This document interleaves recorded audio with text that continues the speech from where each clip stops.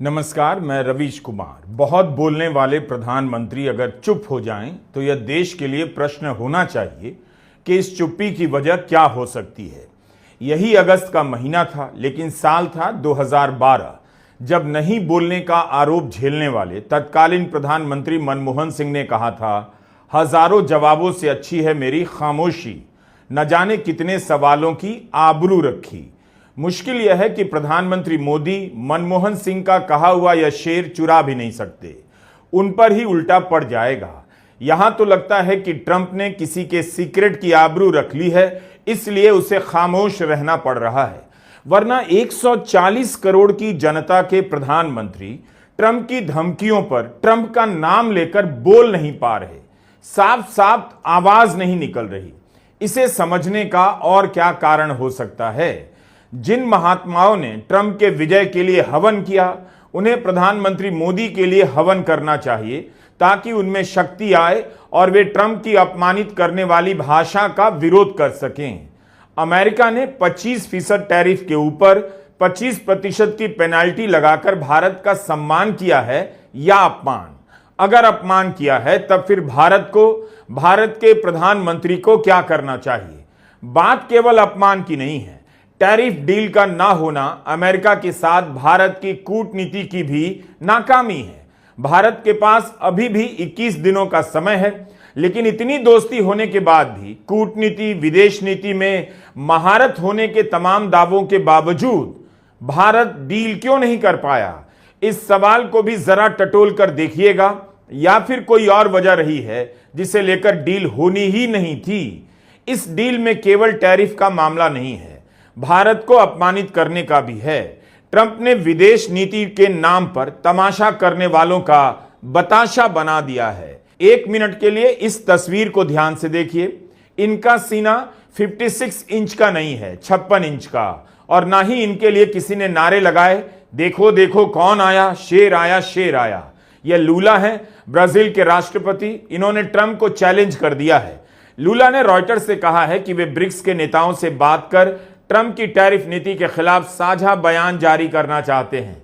वे चीन के राष्ट्रपति शी जिनपिंग और भारत के प्रधानमंत्री मोदी से बात करना चाहते हैं। लूला ने कहा कि याद रखना चाहिए कि G20 में ब्रिक्स के 10 से अधिक देश हैं। इसलिए कहा कि लूला की तस्वीर को ध्यान से देखिए और याद रखिए, क्या भारत उस संयुक्त बयान पर साइन करेगा? लूला कह रहे हैं कि ब्रिक्स की तरफ से साझा बयान जारी होना चाहिए। इस तरह का प्रस्ताव भारत की तरफ से क्यों नहीं आया? मोदी सरकार ने इस मामले में वैश्विक स्तर पर कौन सी बड़ी पहल की है? विश्व गुरु किस दिन के लिए बन रहे थे? हिंदी प्रदेशों की गरीब जनता को विश्व गुरु बनने का सपना इसी दिन के लिए दिखाया जा रहा था, या विश्व गुरु के नाम पर दुनिया की सैर करने का मजा लिया जा रहा था? इस समय फिलीपींस के राष्ट्रपति मार्कोस भारत के दौरे पर हैं। उनके दौरे को लेकर एक प्रेस वार्ता हुई। एक पत्रकार ने पूछ दिया, क्या दोनों नेताओं ने ट्रंप की टैरिफ नीति पर कोई बात की? क्या दोनों देशों पर ट्रंप की अनुचित नीतियों का असर पड़ा है? तो इसके जवाब में भारत के विदेश मंत्रालय में पूर्वी देशों के सचिव पी कुमारन कहते हैं, नहीं, ट्रंप के लगाए टैरिफ के बारे में कोई बात नहीं हुई। इतनी बड़ी घटना हो रही है और दो देश के प्रमुख इस पर बात भी नहीं कर रहे हैं। At any point of time, did the two leaders exchange their views on Trump's trade and tariff policy, as both the countries have been impacted by their unjustified policy? In terms of possibilities for cooperation. On Trump tariffs, there was no discussion on the tariffs imposed by the US on India or any other country. कितना ध्यान रखा जा रहा है कि Trump को लेकर, America को लेकर कुछ ऑन रिकॉर्ड ना निकल जाए। आप देखिए, ब्राजील के राष्ट्रपति लूला इंटरव्यू दे रहे हैं, बात कर रहे हैं कि ट्रंप की नीतियों पर उनकी क्या राय है। भारत के प्रधानमंत्री मोदी चुप हैं। राहुल गांधी ने चुनौती दी, लोकसभा में ट्रंप का नाम लेकर बात कीजिए, तो उन्होंने ट्रंप का नाम तक नहीं लिया। 50% टैरिफ लगाने के ऐलान के बाद राहुल गांधी ने कहा है कि ट्रंप का 50% टैरिफ आर्थिक ब्लैकमेल है, भारत को भेदभाव वाली डील की तरफ धकेलने का प्रयास है। बेहतर होगा कि प्रधानमंत्री मोदी अपनी कमजोरियों को भारत के नागरिकों के हितों पर हावी नहीं होने देंगे। राहुल भी कह रहे हैं ट्रंप बुली है, धमकाने की आदत है, उन्हें जवाब देना चाहिए। तब भी प्रधानमंत्री मोदी बयान नहीं दे रहे। राहुल ने जब डेड इकोनॉमी वाली बात को सच कह दिया तो कितने मंत्री आलोचना करने आ गए। अब राहुल कह रहे हैं ट्रंप को जवाब दीजिए, तो चुप्पी मार गई। कागज के टुकड़े पर जवाब दिया जा रहा है। यह विदेश मंत्रालय का प्रेस नोट है। इसमें राष्ट्रपति ट्रंप का नाम तक नहीं, 50% टैरिफ लगाने के फैसले को दुर्भाग्यपूर्ण और अनुचित लिखा गया है। इतनी कमजोर दलील है कि पूछिए मत। लिखा है बाकी कई देशों ने अपने देश हित में फैसले लिए हैं, लेकिन भारत पर अलग से टैरिफ लगाया गया। चीन के विदेश मंत्रालय के प्रवक्ता टीवी पर आकर दुनिया के सामने बयान दे रहे हैं, जवाब दे रहे हैं, और भारत प्रेस नोट जारी कर रहा है, वह भी इधर उधर की बात कर अपना जवाब तैयार कर रहा है। दुनिया के देश अपने हित में क्या कर रहे हैं या नहीं कर रहे हैं, इससे भारत को क्या फर्क पड़ता है। भारत को अपना मत लिखना चाहिए, अपने उदाहरणों के साथ लिखना चाहिए कि उसके सेक्टर कौन कौन से सेक्टर क्यों जरूरी हैं, और उस पर वह समझौता नहीं करेगा। अब आप इस बयान की तुलना चीन के विदेश मंत्रालय के प्रवक्ता के बयान से कीजिए। जब उनसे पूछा गया कि अमेरिका ने चेतावनी दी है, अगर चीन रूसी तेल खरीदता रहा तो उस पर और टैरिफ लग सकता है। इस पर विदेश मंत्रालय के प्रवक्ता जवाब देते हैं, चीन के ऊर्जा को लेकर चीन वही फैसले लेगा जो हमारे हित में है। टैरिफ के युद्ध में कोई विजेता नहीं होता। दबाव और जोर जबरदस्ती से मसले हल नहीं होंगे। चीन अपनी संप्रभुता, सुरक्षा और विकास के उद्देश्यों की रक्षा करेगा। चीन ने यह नहीं कहा कि भारत भी रूस से तेल खरीदता है, अमेरिका भी आयात करता है, बल्कि अपने दम पर अपने हितों के हिसाब से जवाब देता है कि हम वही फैसला लेंगे जो हमारे हित में है। क्या आप इस अंतर को समझ पा रहे हैं? और भारत में क्या होता है जब प्रेस वार्ता में विदेश मंत्रालय के प्रवक्ता रणधीर जायसवाल से सवाल किया जाता है तो कह देते हैं आप प्रेस नोट पढ़ लीजिए, वाणिज्य मंत्री का संसद में दिया गया जवाब सुन लीजिए। On the impact of the economy, again, the Commerce Minister has made a statement. A statement was also made from the government side on this particular issue, where various issues have been talked about. We have talked about how that we are looking into the implications of this. So I would refer you to these statements. क्या अब press note को ही भारत का प्रधानमंत्री घोषित कर दिया जाए? जब कॉलेज में किसी के नंबर खराब आते हैं तो ऐसे छात्र अक्सर बहाने बनाते हैं। इस बार पेपर बहुत टफ था, सिर्फ उसी के नहीं कई छात्रों के नंबर कम आए हैं। भारत के प्रेस नोट को पढ़कर इसी बहाने की याद आती है। क्या अब मान लिया जाए कि जिन देशों ने डील की है उन्होंने अपने देश हित का ध्यान रखा? तब इसी का जवाब दीजिए कि भारत क्यों नहीं डील कर सका। नाम लीजिए और बताइए कि किस देश की बात आप कर रहे हैं, ब्राजील की, चीन की, या बांग्लादेश से लेकर दक्षिण कोरिया की, जिन्होंने अमेरिका से डील कर ली है। क्या इनके सामने भारत के उत्पादक टिक पाएंगे? दक्षिण कोरिया 25% से घटाकर 15% पर ले आया, वियतनाम 46% से घटाकर 20% पर ले आया, इंडोनेशिया 32% से घटाकर 19% पर, और जापान 25% से घटाकर 15% पर ले आया। यूरोपियन यूनियन 30% से घटाकर 15% पर, बांग्लादेश 37% से घटाकर 20% पर टैरिफ ले आया है। एआई से मेरी आवाज, मेरी तस्वीर की नकल कर कई सारे भद्दे चैनल बना दिए गए हैं ताकि आप दर्शकों को झांसा दिया जा सके। देश को भी इसी तरह झांसा दिया जा रहा है। इसलिए आप हमारे वीडियो को ravishkumar.official पर ही ध्यान से देखिए। पता चलेगा कि 11 साल से विदेश नीति के नाम पर आपको मूर्ख बनाने के लिए आपके ही टैक्स के पैसे और समय को बर्बाद कर दिया गया। जब दोस्ती का तमाशा किया जा रहा था तब भी गोदी मीडिया और चेलों की फौज लगाकर माहौल बनाया जा रहा था कि हम सुपर पावर बन गए हैं, सब कोई भारत की तरफ दौड़ रहा है। अब जब दोस्ती का बताशा बन गया है तो गोदी मीडिया और चेलों की फौज कहने लगी है भारत के लिए सुनहरा मौका आया है आत्मनिर्भर बनने का। 11 साल से आप क्या कर रहे थे? Make in India, skill India, smart city, क्या हुआ इन सब का?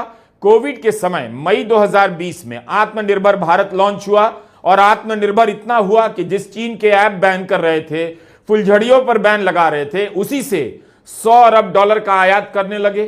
चीन के साथ व्यापार घाटा बढ़ गया। आत्मनिर्भर भारत के 5 साल हो चुके हैं। आप तो आईफोन की फैक्ट्री खोलने को लेकर भी आत्मनिर्भर भारत से जोड़ने लगे थे। अब फिर से हवा भरी जा रही है कि स्वदेशी खरीदिए। अगर फोन ही खरीदना हो स्वदेशी तो कौन सी स्वदेशी कंपनी बची है जो फोन बनाती है, और उस फोन में चीन से कितना पार्ट लगा हुआ है? क्या आप जानते हैं? आप जानते भी हैं, अच्छी तरह से जानते हैं, लेकिन प्रधानमंत्री मोदी की तरह आप भी सच्चाई स्वीकार करना नहीं चाहते हैं। अब तो उसी आईफोन बनाने वाली कंपनी एप्पल ने घोषणा की है कि वह अमेरिका की मैन्युफैक्चरिंग सेक्टर में $100 अरब का निवेश करेगी। राष्ट्रपति ट्रंप के साथ की गई एक प्रेस वार्ता में एप्पल के सीईओ टिम कुक ने कहा कि वे अमेरिका में 19 अरब चिप बनाएंगे। केवल अमेरिका में बनाई गई रेयर अर्थ मैग्नेट का ही इस्तेमाल होगा। इसके अलावा दुनिया में बनाए जाने वाले हर नए आईफोन और एप्पल वॉच पर अमेरिका में बना कांच लगेगा। इस सब का भारत पर क्या असर होगा, देखना बाकी है। किसी को नहीं पता, अगर ट्रंप की धमकी के बाद एप्पल ने भारत में आईफोन का उत्पादन कम कर दिया तो क्या होगा।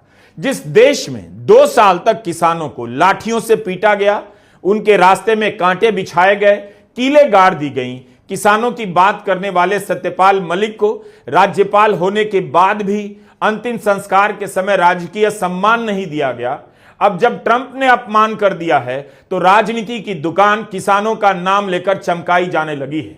ट्रंप का शुक्रिया अदा करना चाहिए कि उनके कारण अब यह सरकार किसान किसान करेगी। अगर गले लगा लिया होता ट्रंप ने तो किसानों को भूलकर मोदी मोदी कर रही होती कि वाह, ये होती है कूटनीति, ये होती है गलबहियां विदेश नीति। आज सुबह 9 बजे प्रधानमंत्री यहां थे। किसानों के लिए एमएसपी का C2+ 50% फॉर्मूला देने वाले एम स्वामीनाथन को याद किया जा रहा था और उनके बहाने किसानों के हितों का सबसे बड़ा चैंपियन बना जा रहा था। यहां इस हॉल में बैठे और प्रधानमंत्री की बातों पर ताली बजा रही जनता को क्या याद है कि 2 साल तक किसान सर्दी गर्मी बरसात में किस हाल में प्रदर्शन कर रहे थे, किस तरह से पुलिस ने उन्हें लाठियों से पीटा था, गली गली में दौड़ाया था। क्या यह सब अब भुला दिया जाएगा जब प्रधानमंत्री मोदी के कृषि कानूनों को किसान अदानी के फायदे का कानून बता रहे थे और अब ट्रंप से बात नहीं बन रही तो शहीदी भाव में कहा जा रहा है किसानों के लिए कीमत चुकाने के लिए तैयार है। आप चुका रहे हैं या किसान कीमत चुका रहे थे, आगे भी चुकाएंगे। हमारे लिए अपने किसानों का हित सर्वोच्च प्राथमिकता है।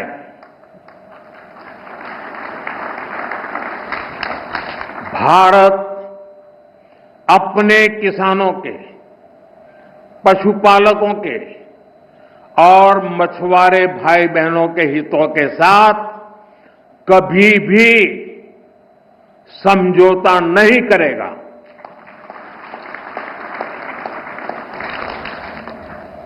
और मैं जानता हूं व्यक्तिगत रूप से मुझे बहुत बड़ी कीमत चुकानी पड़ेगी, लेकिन मैं इसके लिए तैयार हूं।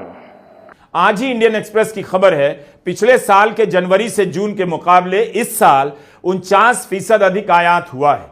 अमेरिका को भारत का निर्यात भी 24% बढ़ा है, लेकिन वहां से आने वाले सामान में, कृषि उत्पादों में 49% की वृद्धि क्या कहती है, हम नहीं जानते। इस साल अमेरिका से कृषि उत्पादों का आयात क्यों बढ़ा है? एक सवाल का जवाब दीजिए। खेती को लेकर, खेती से जुड़े उत्पादों को लेकर अमेरिका भारत से क्या चाहता है? इसे लेकर अब क्यों भाषण दिया जा रहा है? अप्रैल महीने से लेकर डील चल रही है। कितनी बार भारत के कृषि मंत्री ने इन मुद्दों की जानकारी भारत के किसानों को दी है, जिलों जिलों में घूमकर बताया है, जनता को कुछ बताया भी गया है कि मसला क्या है। कितने किसानों को बुलाकर पूछा गया, अमेरिका यह चाहता है और हम ऐसा नहीं होने देना चाहते। अमेरिका क्या चाहता था, सरकार ने आधिकारिक रूप से किसानों को कुछ भी बताया है? लेकिन ट्रंप ने अपमानित करना शुरू किया तो किसानों का नाम लेकर ललकारा जा रहा है और उसमें भी ट्रंप का नाम लेने की हिम्मत नहीं हो रही। 6 अगस्त को रॉयटर्स ने सूत्रों के हवाले से खबर छापी है कि कई मुद्दे सुलझा लिए गए थे, लेकिन कृषि और डेयरी उत्पादों को लेकर अमेरिका से डील नहीं हो पा रही थी।